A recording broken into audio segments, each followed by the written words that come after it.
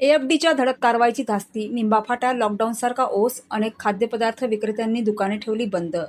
भेसळविरोधी मोहिमेची चाहूल लागताच व्यावसायिकांमध्ये खळबळ, नागरिकांमध्ये संशयाचे वातावरण.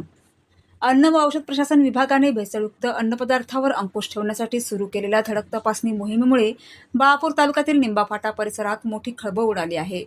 वाडेगाव येथील एका डेअरीवर तसेच बाळापूर शहरातील काही आस्थापनांवर कारवाई झाल्यानंतर निंबाफाटा परिसरातील अनेक खाद्यपदार्थ विक्रेते आणि व्यावसायिकांमध्ये भीतीचे वातावरण निर्माण झाले.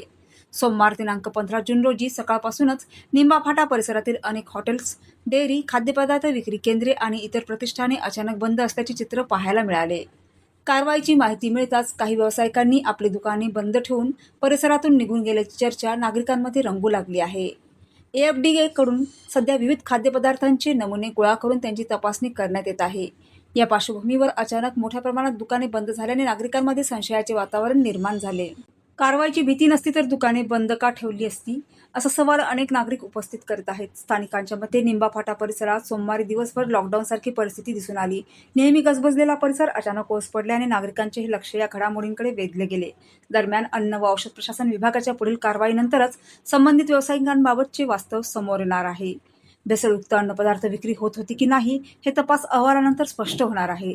त्यामुळे आता सर्वांचे लक्ष एएफडीच्या पुढील पावलांकडे लागले आहे. इंडिया न्यूज R7 साठी काझी मेहंदी हसन.